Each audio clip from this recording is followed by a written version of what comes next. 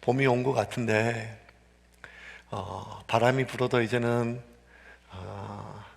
시린 바람이 아니라 따뜻한 봄 기운이 흠씬 느껴지는 바람이고, 또 차를 운전하다 가다 보면 벚꽃 나무에 봉오리들이 터지기 직전 터질 듯 말 듯 터진 데도 있지만, 그렇게 한 그때 봄이 온 것 같은데도 이상하게 봄이 하나도 느껴지지 않는 그런 시기가 계속 겨울이 이어지는 듯한 마음이 계속 됩니다. 낙심되는 시기지요. 그리고 또 불안한 시기입니다. 또 앞으로도 더 어떻게 될지 모르는 그러한 막연함이 우리로 하여금 더 불안하고 낙심되게 만들지요.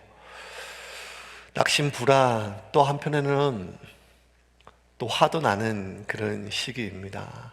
또 인터넷에 열어보면 겁이 날 정도로 온 국민이 화가 나서 어디든지 뭐라도 조금이라도 빌미가 생기면 터져 나오는 그 화를 그곳에 쏟아붓는 모습을 보이지요. 2000년 전에 고린도에 이 소스테네라고 하는 한 유대인도 굉장히 지금 분통이 터져 있습니다. 그 이역 멀리 떨어진 베들레헴에서부터, 이스라엘에서부터, 예루살렘부터 수천 킬로 떨어진 이탈리아의 남부 그 고린도까지 와서 고생해서 유대인들을 모아서 회당을 이루고 이제 조금씩 정착을 이루어지는 시기입니다.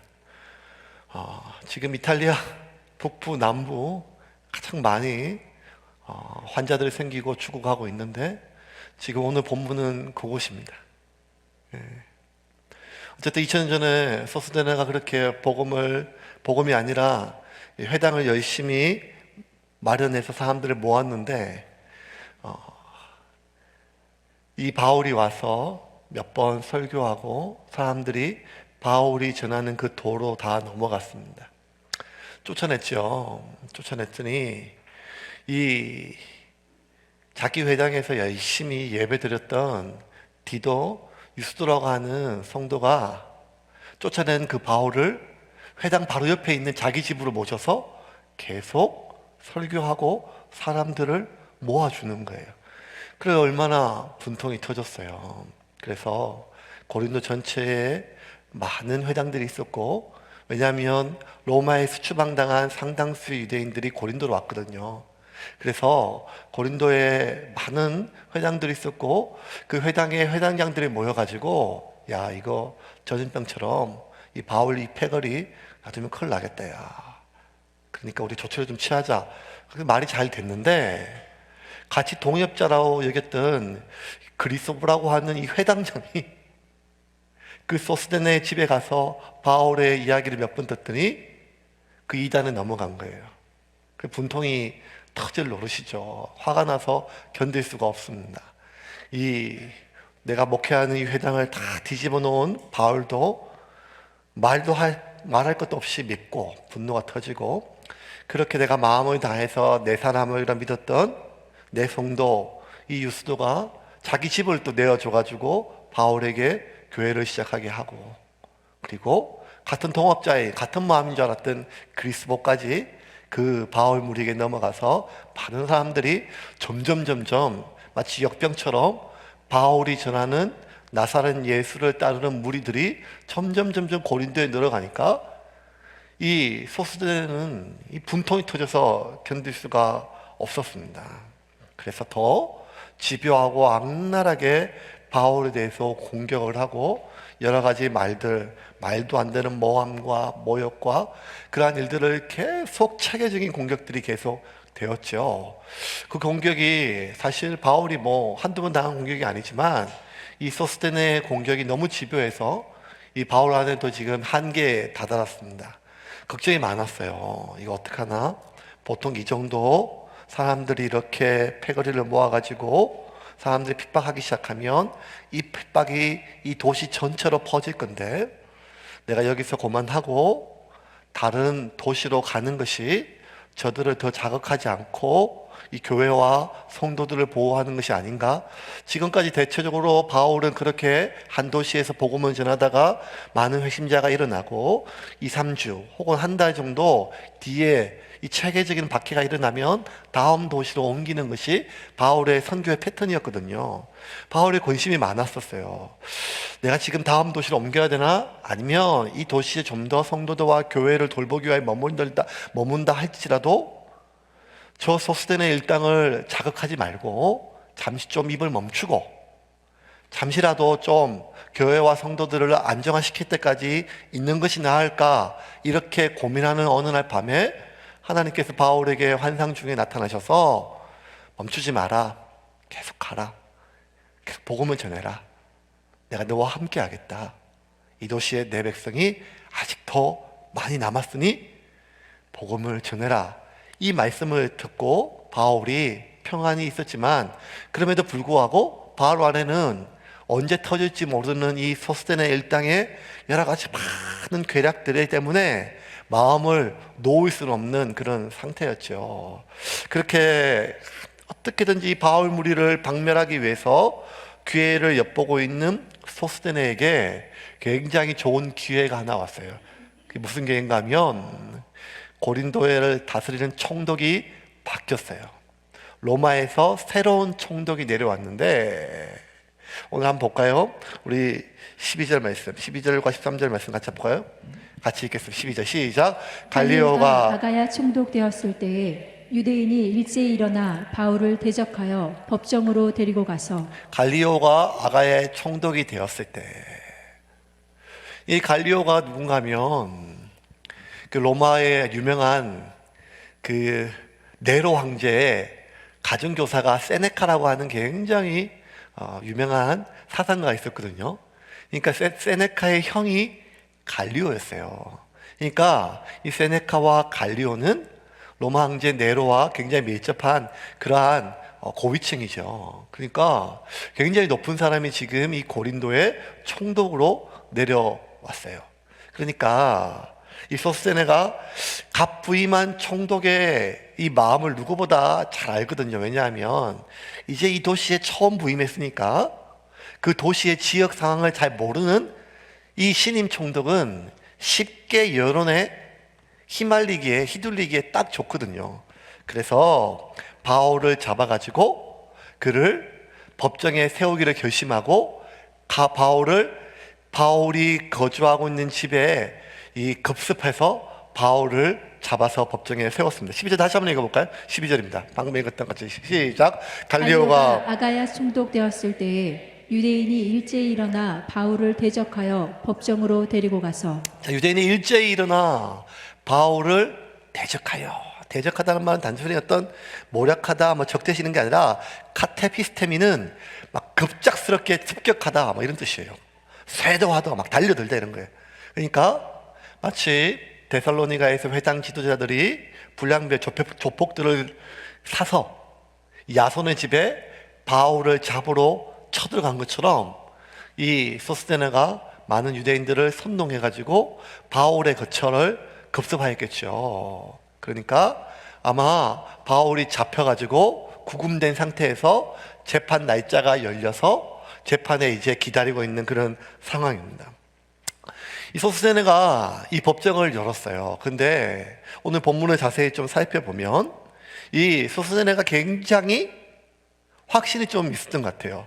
이번에는 이제는 더 이상 바울은 빠져나갈 구멍이 없다 하면서 재판을 열었는데, 그 재판이 그냥 재판이 아니라 2000년 전임에도 불구하고 로마는 현재 대한민국 사법 체계와 비교해도 거의 손색이 없을 만큼의 상당한 사법 체계가 갖춰져 있어요.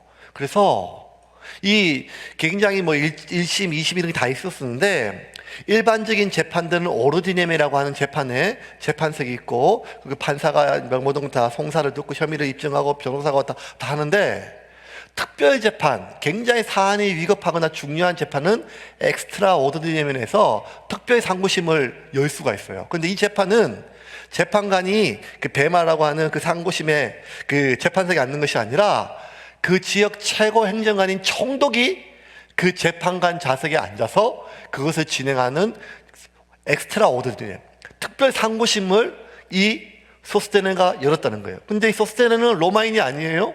헬라인도 아니에요. 그 당시 많은 로마에서부터 쫓겨났던 천시받는 하대받는 유대인임에도 불구하고 유대인이 이런 엑스트라 오르디넴을 열기는 어렵거든요. 열어서 자기가 만약에 패한다면 굉장히 큰 타격이 심한데, 그럼에도 불구하고 이 소스테네가 엑스트라 오르디넴을, 이 특별 재판을 열어놓은 걸 보면 굉장히 확신에 있었던 것 같아요. 우리 13절 한번 읽어볼까요? 재판에서 이제 소스테네가 이 바울의 혐의를 하나하나 조목조목 따지기 시작합니다. 같이 읽겠습니다. 말하되 이 사람이 율법을 어기면서 하나님을 경외하라고 사람들을 권한다 하거늘. 22절과 13절에 보면 짧은 구절이지만 이 재판을 열었던 소스테네의 굉장히 자신감이 느껴져요. 왜냐하면 첫 번째는 엑스트라 오르디넴을 열었다는 것. 갓 부임한 총독을 하찮은 유대인이 재판을 열어서 앉혔다는 것. 두 번째는 대부분의 엑스트라 오르디넴은 큰 재판이기 때문에 상당한 수사학적 훈련을 받고 아주 유능한 굉장히 고가의 변호사를 사야 돼요. 왜냐하면 여기가 로마거든요. 얼마나 말을 잘합니까? 공화 정치의 한복판이거든요. 이태리에서. 그러니까 이태리에서, 그것도 만만치 않은 고린도에서 엑스트라 오르디넴을 열었으면 정말 비싼 그런 대형 로펌의 변호사를 사가지고 하는 것이 맞거든요. 그런데 이 소스테네가 이 전문 변호사를 고용하지 않고 자기가 직접 바울의 혐의를 하나하나 따져요. 그걸 보면 이 소스테네는 굉장히 확신이 있었던 거죠. 이거 내가 해도 된다. 빼도 박도 못한다. 그리고 지금 내가 충분히 저 총독 갈리오의 마음을 얻을 수가 있다. 그렇게 재판이 시작이 되었습니다. 13절에 보면 이 소스테네가 내세웠던 혐의는 한 줄이지만 두 가지 명확한 포인트가 있어요. 이 사람이, 바울이 법을 어기고 하나님을 경배하게. 13절 다시 한번 볼까요? 13절 다시 한번 읽어볼까요? 말하되 이 사람이 율법을 어기면서 하나님을 경외하라고 사람들을 권한다 하거늘. 자, 여기서 율법이라고 번역된 것은 헬라어 노모스인데, 이 노모스가 율법으로 번역됐지만 또 일반 법률로도 번역될 수 있어요. 그러니까 지금 이 소스테네가 이야기하고 있는 혐의점은 무엇인가 하면, 이 바울이 법률, 로마의 일반적인 법률을 어겼다는 거예요. 왜냐하면 무슨 법률인가 하면, 로마는 대제국을 다스리고 있고 그 제국에 수많은 민족들은 각각의 자신의 종교가 있는데, 그 모든 종교들과 제국들을 잘 다스리기 위해서 로마는 철저하게 엄격한 종교법이 있었어요. 그래서 그 로마 당국에서 허가받지 않는 종교를 진행시킬 수는 없다는 거예요. 굉장히 엄격한 법이라는 거예요.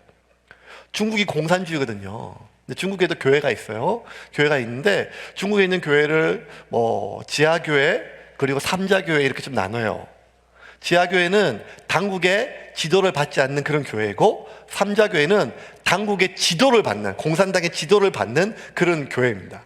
그런 것처럼, 그런데 당국의 지도를 받지 않는 그러한 지하교회들은 언제든지 공안들이 잡아거나 아니면 그 교육자들을 가두거나 벌을 줄 수 있는 것이 그 중국의 2000년이 지난 지금의 중국의 법률인 것처럼, 그 당시에 로마에는 종교법이 굉장히 엄했어요. 그런데 이 로마는 유대인들이 믿는 유대교는 법률적으로 인정을 하였지만, 허가를 해줬지만, 지금 이단으로 신흥 종교가 일어나고 있는 이 예수교, 이거는 엄격하게 얘기하면 사입이라는 거예요. 그러니까 이거는 로마의 법률을 어겼다는 거예요.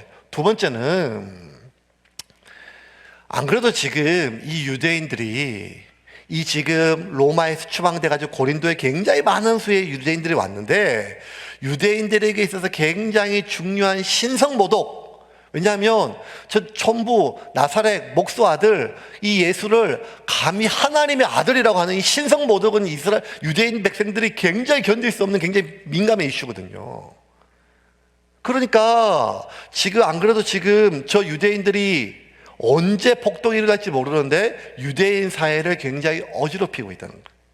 그러니까 이게 지금 이 총독 갈리오의 마음을 명확하게 얻을 수 있는 두 가지 포인트를 잡은 거죠. 종교법 하나, 또 하나는 어느 행정관이나 행정관의 가장 중요한 목표는 안정이거든, 질서거든요. 그러니까 지금 고린도에 갓 부임했으니까 자기를 임명했던 네로 황제에게 뭔가를 보여야 되거든요.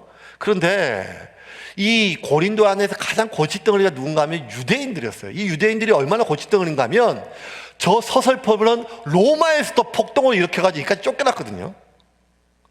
근데 그 유대인들이 가장 민감한 종교적인 이슈, 그것도 신성모독 이슈를 괜히 건드려서 벌집을 쑤셔가지고 폭동이라도 일어난다면 갓 부임한 행정관료로서 이 갈리오는 치명적인 경적에 오류가 있기 때문에 지금 소스테네는 굉장히 명확하게 그 어떤 변호사 못지않게, 높은 변호사 못지않게 중요한 논점을 잘 잡은 거죠. 바울은 이제 불안이, 낙심이 이제 하늘을 찔렀습니다. 왜냐하면 안 그래도 지금 계속 반복적으로 이 소스테네가 고린도 교회를 공격하고 자기를 공격하고 성도들을 공격해서 한계치에 다다랐는데, 그럼에도 불구하고 바울은 나는 그렇게 공격한다 치더라도 바울의 모든 염려는 이제 갓 성장하기 시작한 고린도 교회와 이제 막 예수 믿기 시작했던 성도들이거든요. 그래서 바울이 가장 피하고 싶은 그림은 무엇인가 하면 지금까지 구브로, 비시디아, 안디옥, 이고니온, 루스드라, 데살로니가, 빌립보, 베레아, 아테네, 1차, 2차 전도여행 수많은 지역을 봤어도 바울이 가장 안타까운 도시는 데살로니거든요. 데살로니가 회당 지도자들이 불량배를 동원해가지고 도시 전체 여론을 일으켜가지고 그 도시의 공권력을 동원해서 교회를 핍박하는 그 데살로니가 교인들이 가장 안타까웠기 때문에 바울은 어디를 가든지 간에 가장 피하고 싶은 그림은 무엇인가 하면 데살로니가의 상황이란 말이에요.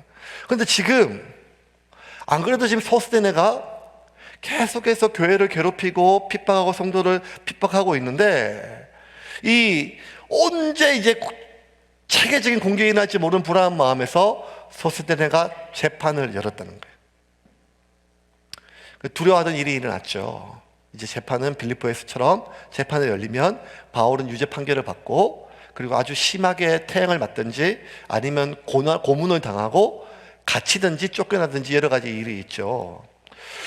매 맞고 고문당하고 쫓겨나는 일이 바울에게는 한두 번 겪는 일이 아니지만 매 맞는 일이 익숙해지는 사람이 어디 있겠습니까? 굉장히 불안했죠. 굉장히 서러운 일입니다. 맞을 때마다, 갇힐 때마다 이거는 힘든 일입니다. 그런데 바울이 매 맞고 모욕을 당하는 이 일을 넘어서 가장 두려워했던 일은 데살로니가처럼 고린도 교회도 도시 전체가 박해받는 일이라는 거예요. 그것도 공권력을 동원하여 도시 전체의 여론이 교회와 성도들에게 대해서 악적으로 바뀌고 도시 전체가 그 교회를 핍박하는 데살로니가처럼 되는 것을 그 누구보다 바울은 피하고 싶었어요. 그런데 도시 전체의 여론이 바뀌고 공권력이 동원되는 그 변화의 가장 시발점이 뭐였는가 하면 어느 도시든 재판이었었어요. 근데 그 재판을 소스테네가 그것도 엑스트라 오르디넴, 특별 상고심 총독을 앉혀놓고 시작을 하니까 그 소식을 듣자마자 바울이 얼마나 낙심되고 불안했겠습니까?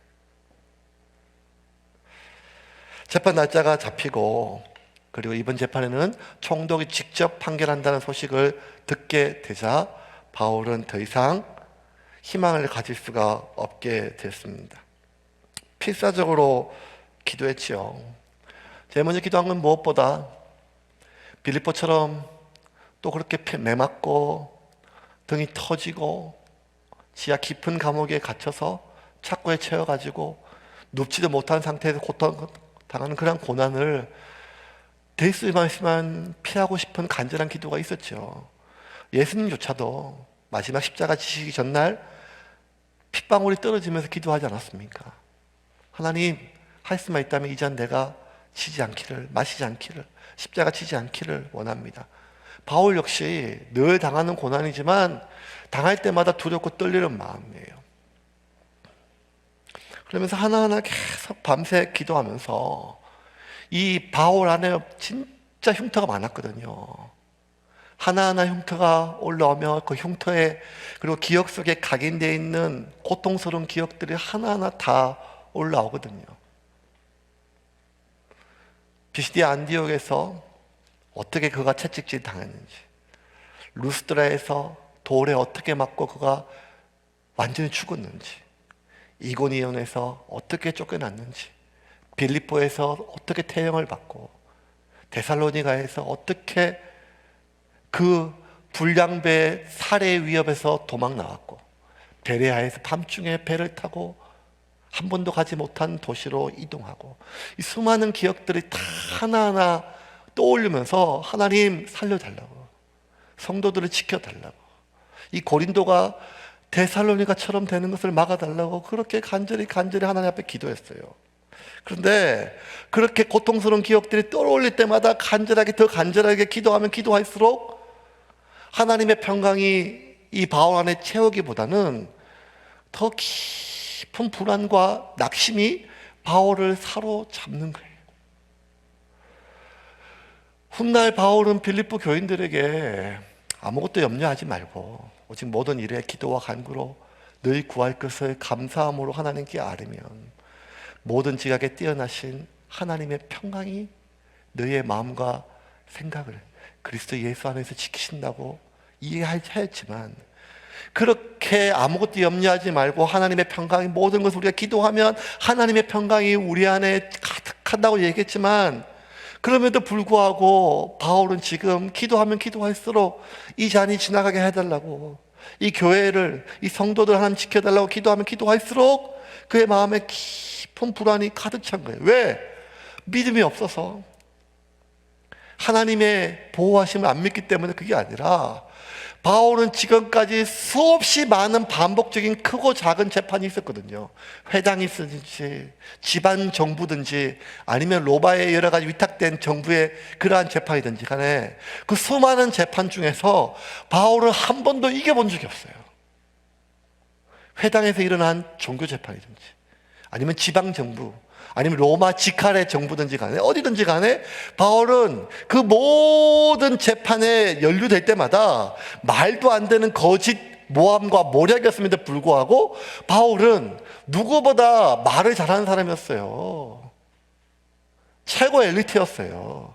로마 시민권을 가졌어요. 자신을 잘 변론했어요. 근데 그럼에도 불구하고 바울은 그 모든 재판에서 한 번도 이겨본 적이 없어요.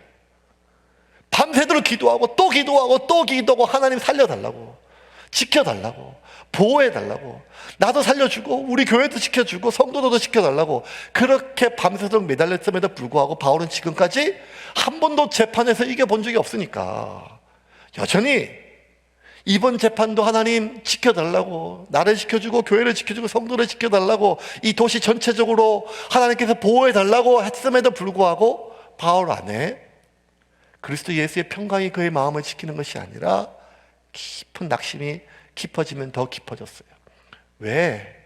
이 절대절명의 순간에 이 갈리오 총독이 부임했던 이 시기에 이 민감한 정치적 상황 속에서 소스데네가 재판을, 그것도 엑스트라 오르디넴 특별 상고심을 연 것 자체가 이 소스데네의 의도와 그 모든 전략이 눈에 다 보이기 때문입니다. 그래서 재판이 열리기 전날 그 갇힌 방 안에서 바울은 자신과 교회를 변론할 수많은 변론의 논지들을 하나씩 자기가 어떻게 로마 법률을 어기지 아니하였고 이 교회와 성도들이 어떻게 법률을 어기지 않았으면 하나하나 준비하면서도 너무너무 가슴에 억울함이 터져 나왔어요. 왜냐하면 지금 혐의 자체가 거짓이었거든요. 모략이었거든요. 재판 당일 소스데네가 하나하나 바울의 혐의를 입증할 때 그 모든 혐의 내용은 바울의 예상을 하나도 넘지가 않았습니다. 그 얘기 다 들을 때마다 가슴에서 낙심이 터져 나왔어요. 왜? 지금 그 누구보다 이 갈리오 총독의 정치적 상황을 바울 역시 알기 때문에 이 갈리오가 어떤 결정을 내릴지는 뻔한 얘기였어요. 왜? 예수님을 십자가에 못 박으라고 내어주었던 빌라도 총독도 동일했거든요. 빌라도는 이 예수에게, 이 청년에게, 이 유대인 남자에게 죄가 없다, 나는 너희들이 하는 일 상관이 없다고 손을 씻을 정도로 빌라도도 알았지만 결국 예수님은 십자가에 못 박힌 것처럼 갈리오 역시 내가 이 고린도 성도들이 이 교회가 혐의가 없는 걸 알면도 불구하고 자신의 정치적 상황 때문에 손을 털고 물러설 것을 누구보다 뻔했고 이건 당연하였기 때문에 어떻게든지 이것을 막아보기 위해서 변론하기 위해서 터져나오는 말을 참으면서 내가 한마디만 해결해요. 한마디만 계속해서 자신의 변론을 기다렸어요. 그리고 소스테네의 혐의 입증이 끝나자마자 이제 바울이 자신의 무혐의를 입증하기 위해서 밤새도록 준비하고 또 준비했던 말을 터져 나오는데 갈리오가 바울의 입을 막아요. 한마디도 변명을 못했어요. 14절입니다. 14절 말씀 같이 한번 읽겠습니다. 같이 읽겠습니다. 바울이 입을 열고자 할 때 갈리오가 유대인들에게 이르되 너희들 유대인들아, 만일 이것이 무슨 부정한 일이나 불량한 행동이었으면 내가 너희 말을 들어주는 것이 옳거니와. 바울이 입을 열고자 할 때 갈리오가 이르되, 갈리오가 잠깐 하고 바울의 입을 막았어요. 바울은 아무 말도 못했어요. 최소한 자기 방어권조차도 다 끝났어요. 완전히 끝났죠. 낙심이 아니라 이제는 절망이었습니다. 그리고 갈리오의 입에서 나오는 그 행정명령이, 그리고 법률적 선고가 단지 어디까지 이루어질까가 관건이었어요. 끝이었죠. 그런데 반전이 일어났어요. 갈리오의 선고 내용이 반전이었어요. 왜냐하면 바울의 입까지 막을 때까지 소스테는 할렐루야 이겼다. 왜냐하면 죄인의 최종 자기 방어권까지 박탈했으니까 자기가 100% 이겼죠. 그런데 재판관, 최고 재판관의 자리에 앉았던 갈리오가 선고했던 내용은 반전의 반전이었어요. 지금부터 반전 3가지가 있어요. 첫 번째는 갈리오 총독의 반전이었어요.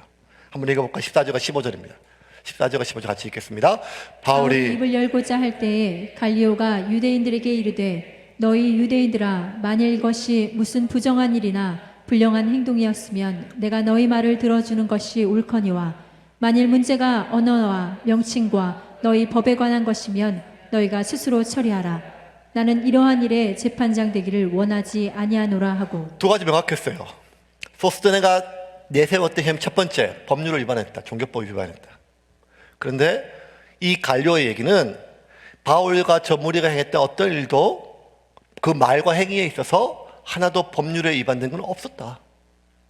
2번째, 너희들의 종교에 대해서 저희들이 이단 사입이라고 얘기하는데 이걸 봤을 때 이거는 로마 법정에서 다룰 일이 아니라 너희 회당에서 시시비비를 다릴 일이지 이거는 공적인 국가기관에서 만당할 일은 아니다. 그러므로 어떻게 이런 너희 이방 종교의 개인적인 종교의 일까지 엑스트라 오르디즘을 열어가지고 나를 귀찮게 하느냐 기각시켰어요.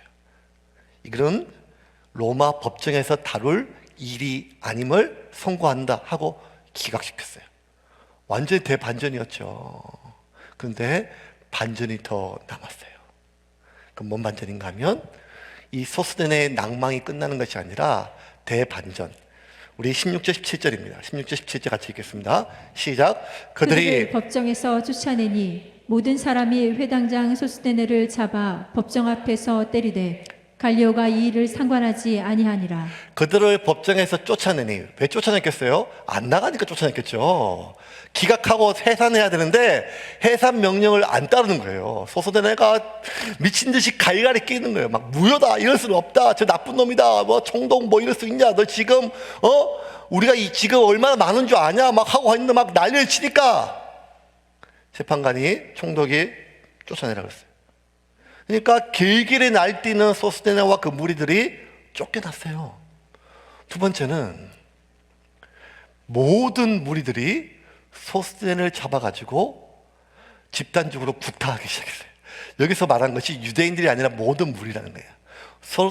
소스데네의 전략은 무엇인가 하면 그냥 바울 하나 그냥 저거 제거하는 것으로 성이 안 찼다는 거예요. 일반 재판 열면 돼요. 이 정도가 되면 일반 재판 열어가지고 바울을 구금하거나 매질을 하거나 쫓아내면 아무 문제가 없어요.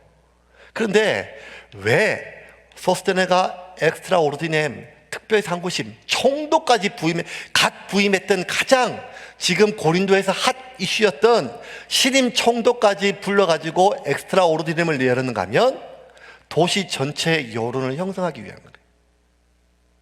바울 하나 해결하는 거 갖고 내가 성이 안 찬다는 거예요. 너무너무 화가 난다는 거예요. 저 바울은 말할 것도 없고 저 바울 때문에 수년간 내 설교를 들었음에도 불구하고 나를 배신했고 지네 집에다가 저 무리의 교회를 차려준 디도 유스도, 그리고 한 편인 줄 알았는데 같은 편인 줄 알았는데 언제 저희 가문 이슬에 녹아서 넘어졌던 동업자인 줄 알았던 그리스보 회당장, 그리고 그들의 가족, 그리고 그들의 말에 넘어갔던 모든 무리들을 다 한꺼번에 갈아 마셔야 속이 시원해가지고 엑스트라 오르디즘을 열어가지고 고린도에 있는 수많은 사람들과 여론들이 그게 집중됐을 때 그 많은 사람들에게 지금 이 바울 무리의 일행들이 얼마나 심각한 사회적 문제를 일으키는가를 낱낱이 까흘려서 여론을 조성하여 완전히 멸하기 위해서 만들었거든요. 그래서 많은 고린도 시민들이 그 재판에 참관하였어요.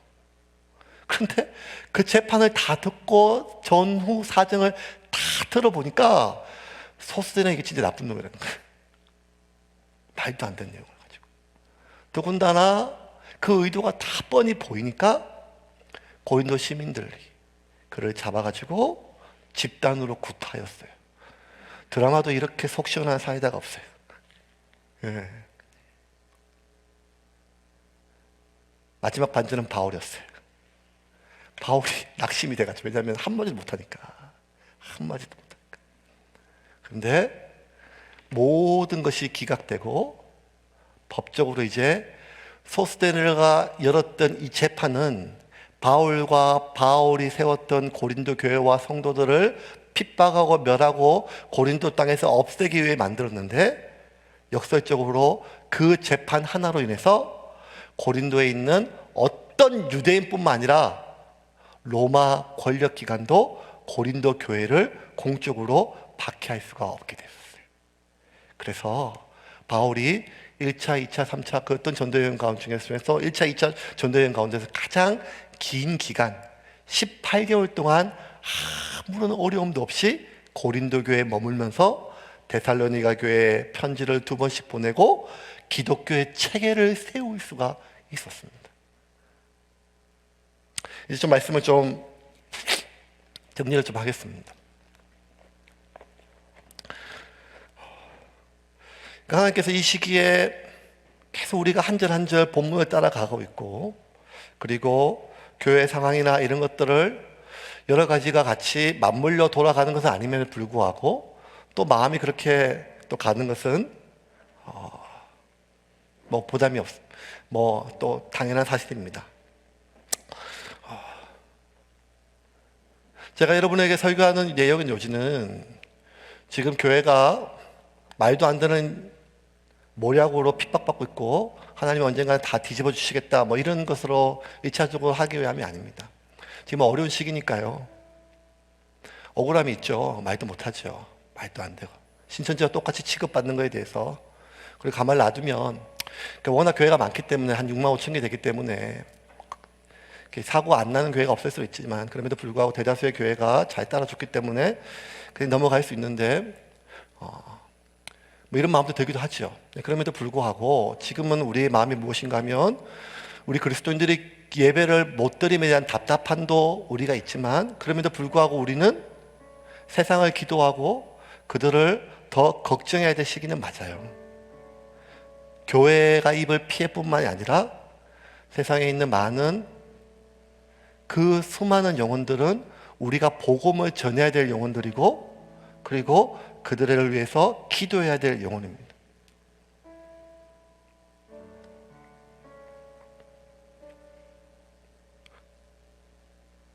사도 바울은 이 고린도에서 이루어진 이 재판 과정을 보면서 도무지 이해가 안 됐어요. 뭐가 이해가 안 된가 하면,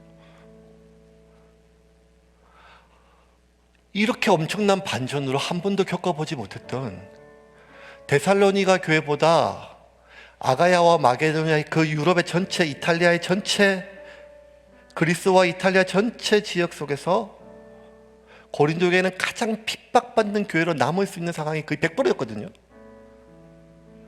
그런데 그걸 하나님께서 그것을 막기 위해서 바울이 밤새 기도하고 온갖 변론을 다 짜냈는데 한마디도 하지 않고 바울로 입 다물어라 하고 하나님의 모든 상황을 반전시키고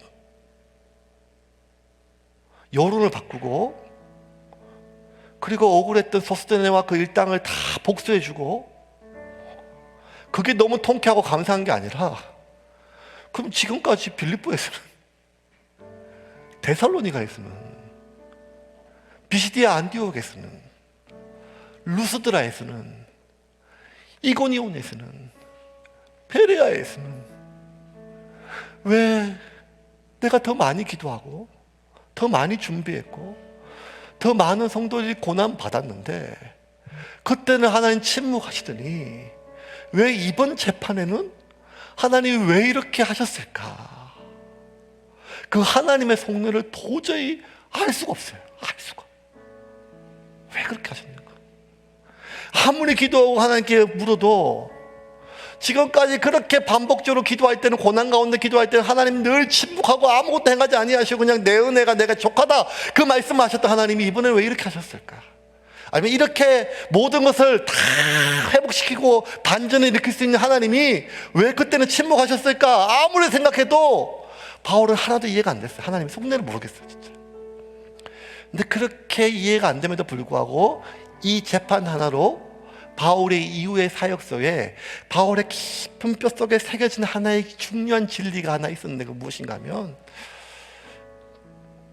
어떠한 일이 있다 할지라도 선을 행하다가 낙심하지는 말자는 거예요. 바울은 정말 이번에 고린도는 낙심됐었거든요. 낙심하지 말자. 포기하지 아니하면 하나님의 때가 이르면 반드시 이룬다고 하는 중요한 진리를, 그의 평생의 사역의 마지막 순간까지 붙잡을 진리를 하나 붙잡았어요. 이거는 지금까지 빌립보, 데살로니가, 베레아, 그 이전에 있는 수많은 비시디아, 안디옥, 루스드라, 이고니온, 수많은 곳에 있는 많은 핍박과 환난과 교회가 처해진 어려움은, 자신의 개인적인 어려움은 내가 무언가 죄를 졌거나 내가 무언가 기도가 부족했거나 전략이 잘못된 게 아니었고, 여전히 그때부터 복음을 전하다가 지금도 복음을 전하다가 똑같은 일이었다면 그 모든 일은 결국 하나님의 때에 관련된 일이라는 거예요.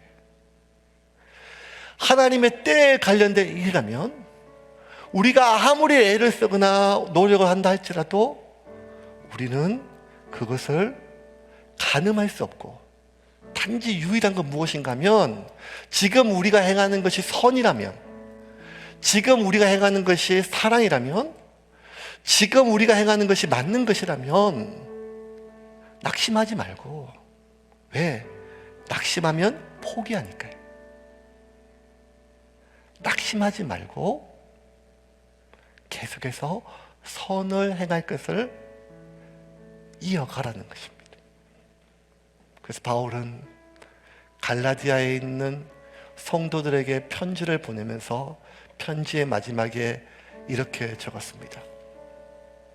우리가 선을 행하되 낙심하지 말지니 포기하지 아니하면 때가 이름에 하나님이 이루시리라. 사랑하는 세움교회 여러분, 그리고 이 땅에 있는 많은 그리스도인들, 하나님 오늘 본문을 통해서 우리에게 주시는 메시지는 명확합니다. 좀 지나면 나을 거다. 좀 지나면 반전이 있을 거다. 좀 지나면 언제쯤 회복될 것이다 하는 이러한 반전의 메시지가 아니라, 그럼에도 불구하고 선을 행하는 것을 멈추지 마라.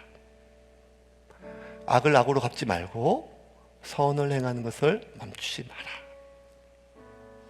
하나님의 때가 이름에 반드시 이룰 것이다. 여러분, 낙심하지 마십시오. 개인적인 일이나 개인적인 꼭 복음이 아니지만 이 시기에 가족의 생계를 감당하고 자신의 삶을 위해서 일하는 것 역시 하나님의 일입니다. 최선을 다하십시오.